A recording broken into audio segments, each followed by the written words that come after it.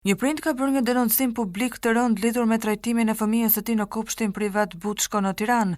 Sipas denoncimit, fëmia është sulmuar 2 ditë me radhë nga një fëmijë tjetër në institucion, ndërsa stafi pedagogjik dhe drejtuesit e kopshtit janë akuzuar për mos reagim dhe përpjekje për të fshehur të vërtetën. Prindi deklaron se fillimisht është informuar vetëm pas shfaqjes së shenjave fizike në trupin e fëmijës, ndërkohë që sulmet kishin ndodhur në mënyrë të përsëritur gjatë gjithë ditës.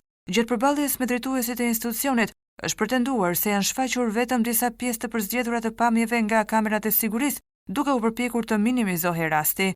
Ngjarja është përshkallëzuar më tej pasi fëmia është sulmuar sërish edhe ditën pasuese, sipas denoncimit të prindit, i cili i fajson edukatorit dhe drejtuesit për neglizhencë dhe mungesë totale përgjegjësie.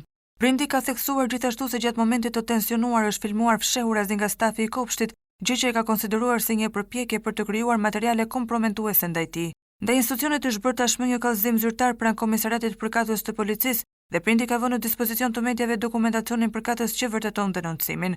Ai paralajmëron se çështja nuk do të mbetet me kaq dhe do të ndjekë të gjitha rrugët ligjore për të vënë drejtësi.